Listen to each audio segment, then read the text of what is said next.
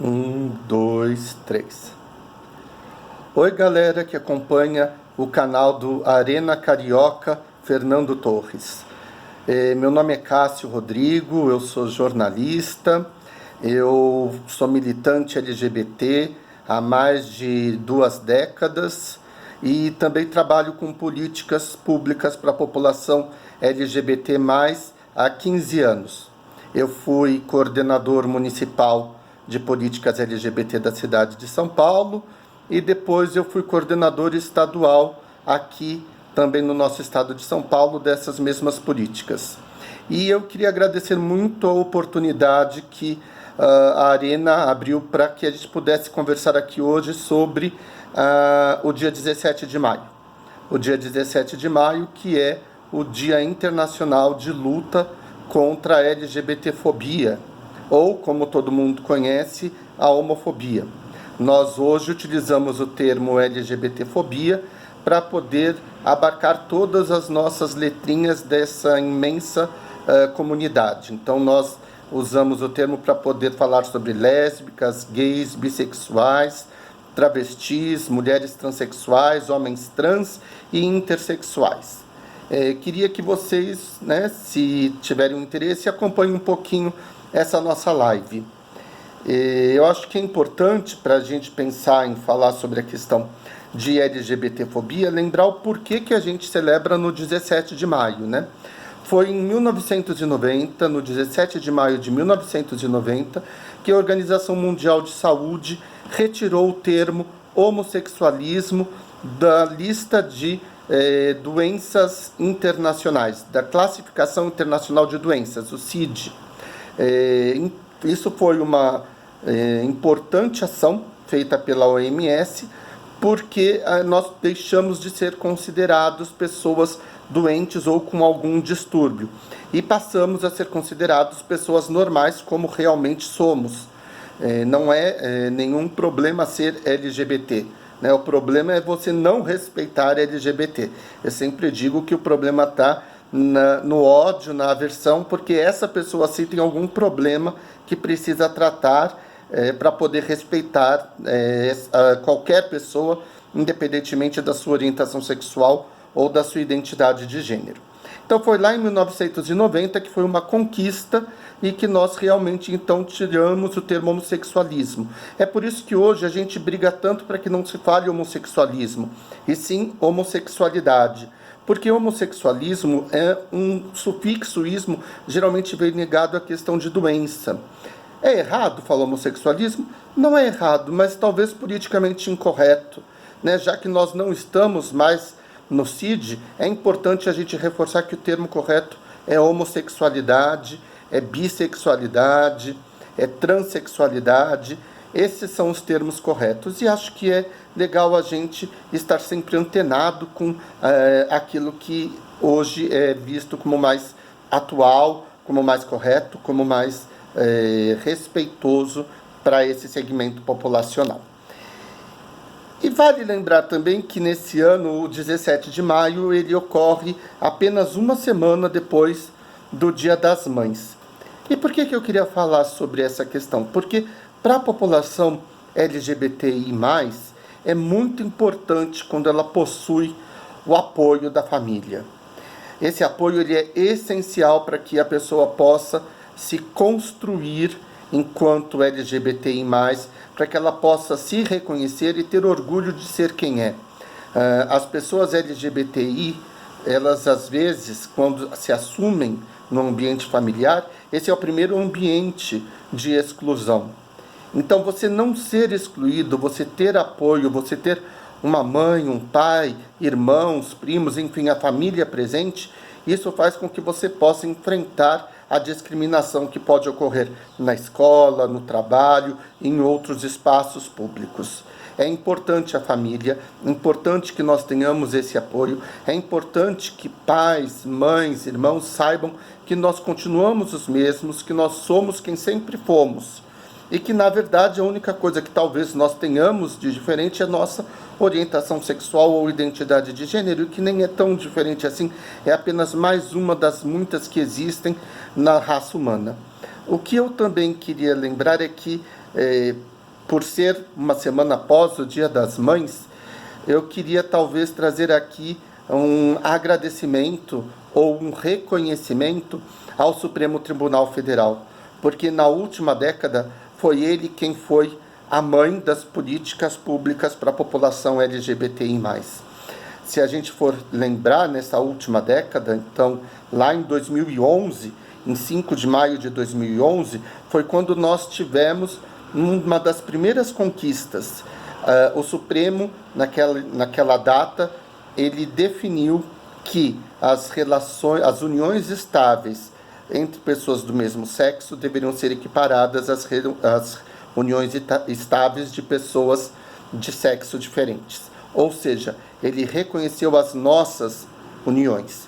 Até aquela data, se eu e meu companheiro tivéssemos uma união, a gente tinha que fazer um contrato quase que de trabalho, um contrato comercial. Não era reconhecido enquanto união estável.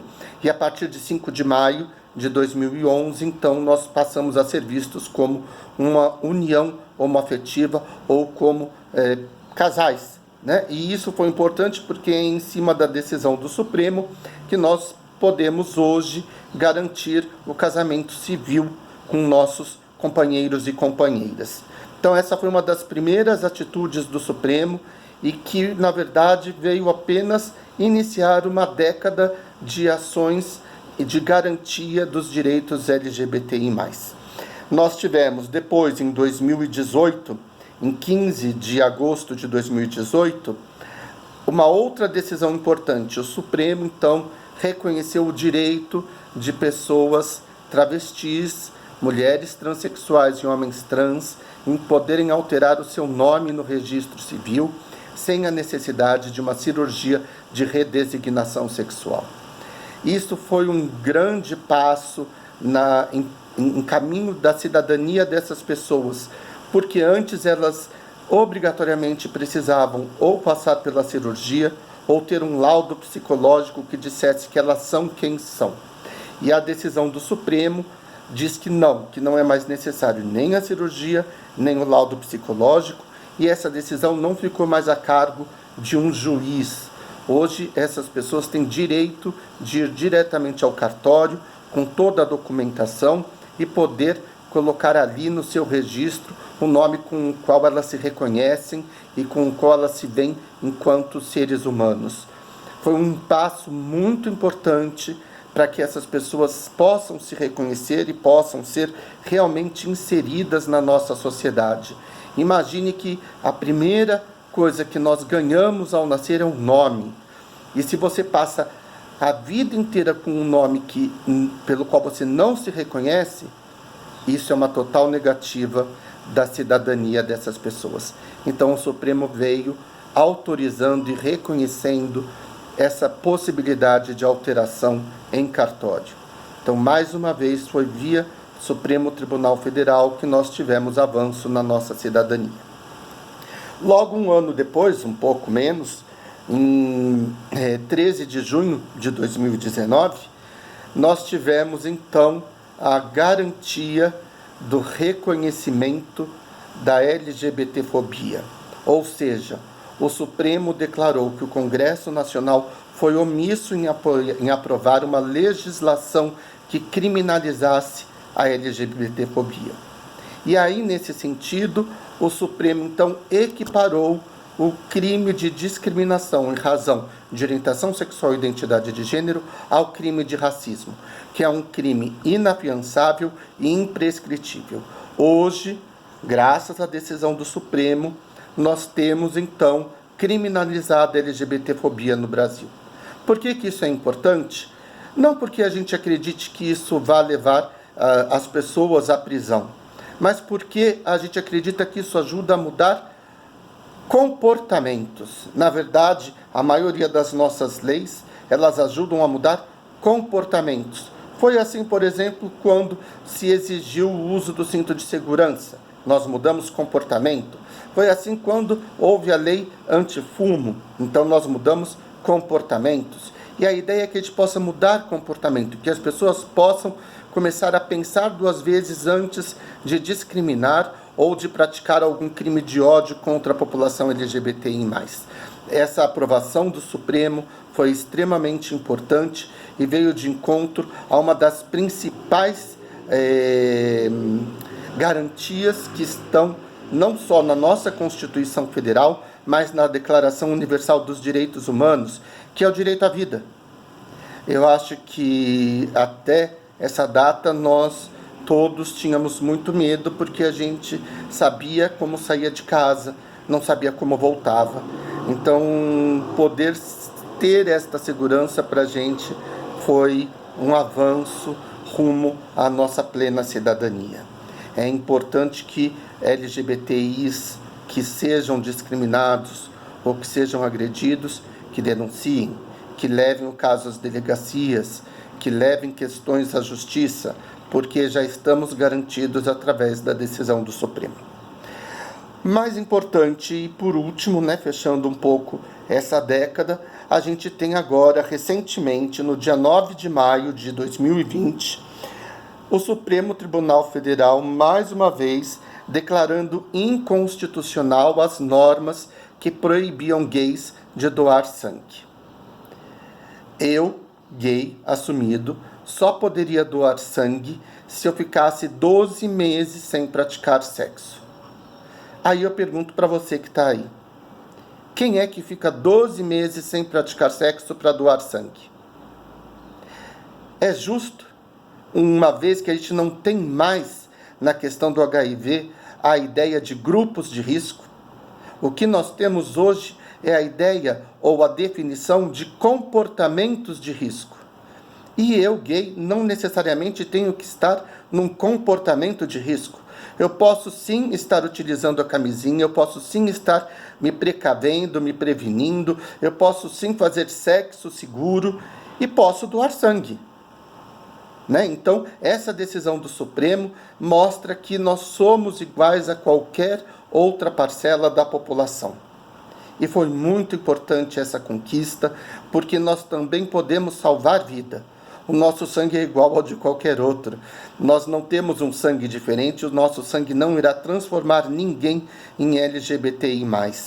Na verdade, o nosso sangue pode ajudar num momento em que a gente tem menos doação nos bancos de sangue, eles podem ajudar a salvar vidas. Então o Supremo reconheceu mais um direito à igualdade. E é por isso que talvez depois de uma década, eu queria nesse 17 de maio de 2020, realmente agradecer ao Supremo Tribunal Federal, aos seus ministros, porque foram eles, em razão da omissão dos nossos legislativos, que garantiram nossos direitos, que foram estudar, que foram verificar realmente se era ou não possível dar essa série de garantias. E deram. E hoje, se nós temos mais cidadania no Brasil, foi porque o Supremo esteve ao lado de uma minoria. Uma minoria que não tem representantes no Legislativo, são poucos que conseguem acessar. Uma minoria que não tem, às vezes, acesso à saúde. Por quê? Porque você chega, uma pessoa transexual chega num local e não é reconhecida pelo nome, imagina o quão vexatório é a situação dela.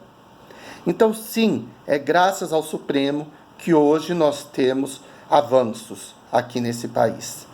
E eu acho que o Legislativo deveria se espelhar no Supremo e começar a legislar em prol de uma população. Uma população que está aí, que é ativa, que paga seus impostos e que sim, celebra o orgulho e celebra a luta contra a intolerância e a discriminação, que celebra a luta contra o ódio LGBT-fóbico.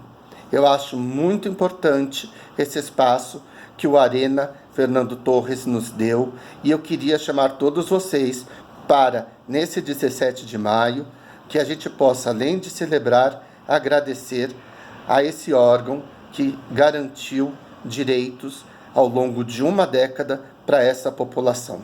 Que nós possamos ter ali cabeças com pensamentos modernos, com pensamentos contemporâneos, com pensamentos avançados e pessoas que vejam, acima de tudo, a dignidade das pessoas LGBTI+. Essa dignidade humana que está na nossa Constituição e que, se nós seguíssemos, nós não precisaríamos estar aqui celebrando o 17 de maio. Eu queria deixar a vocês aqui um abraço, agradecer por estar com vocês durante essa tarde e dizer que é muito difícil quando a gente trabalha com as políticas LGBTI, porque a gente avança 2 passos e tem uma grande massa que nos empurra para trás mais um passo. Mas nós que somos não só gestores, mas militantes, estaremos sempre empurrando para frente essa luta pelos direitos, até que a gente não tenha mais que falar de igualdade, até que a gente possa andar na rua sem que as pessoas cochichem, sem que as pessoas deem risada, sem que as pessoas comentem. Que nós possamos ter o direito de ir e vir, o direito de viver, o direito à nossa segurança pessoal, como todos os demais. Muito obrigado, espero que vocês tenham gostado. Se gostarem, compartilhem e estamos aí.